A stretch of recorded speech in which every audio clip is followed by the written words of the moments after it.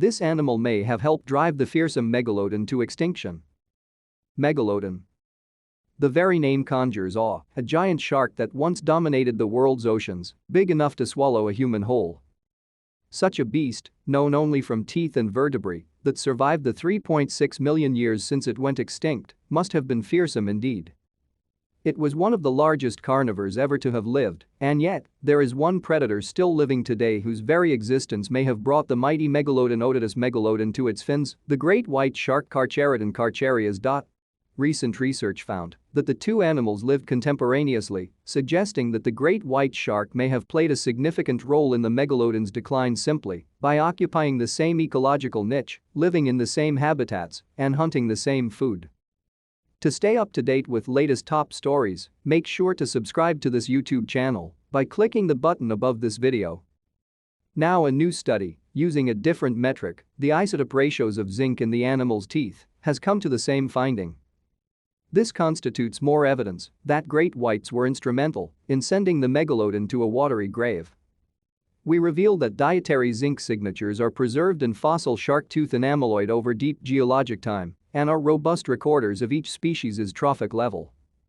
We observe significant zinc differences among the Otodus and Carcharodon populations, implying dietary shifts throughout the neogene in both genera, wrote a team led by geoscientist Jeremy McCormack of the Max Planck Institute for Evolutionary Anthropology in Germany. Notably, early Pliocene sympatric c. Carcharias and O. Megalodon appear to have occupied a similar mean trophic level, a finding that may hold clues to the extinction of the gigantic neogene megatooth shark.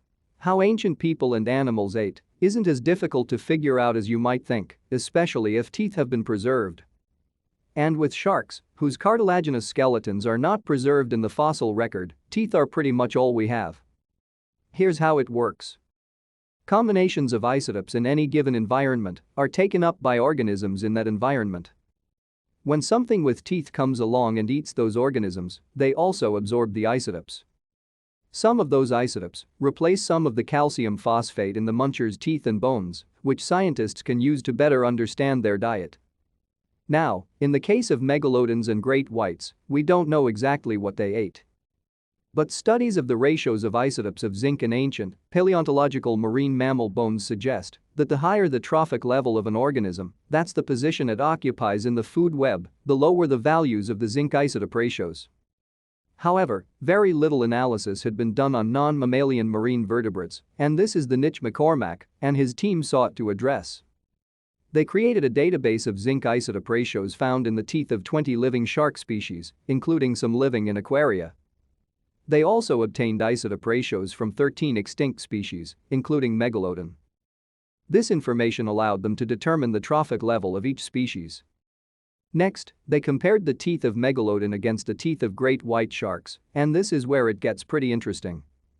During the early Pliocene, an epoch that lasted between 5.33 million and 2.58 million years ago, the two species coexisted, but not easily. Their zinc isotope ratios suggest that they occupied the same trophic level, competing for resources. Megalodon, which lived from 23 million years ago, died out around 3.6 million years ago, in the middle of the Pliocene. It's unlikely that great white sharks, getting all up in megalodon's predator business, were the only cause of their decline, but it's looking pretty possible that the smaller species played a not insignificant role. The extinction of Otodus megalodon could have been caused by multiple, compounding environmental and ecological factors, including climate change and thermal limitations, the collapse of prey populations and resource competition with Carcharodon Carcharias, and possibly other taxa not examined here, the researchers wrote. In general, our study demonstrates zinc isotope ratios to be a powerful, promising tool to investigate the trophic ecology, diet, evolution, and extinction of fossil marine vertebrates.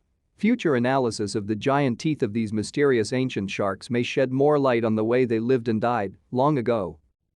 Meanwhile, if you're feeling worried about a shark so voracious that it could help eradicate even megalodon, go make friends with an orca. The research has been published in Nature Communications.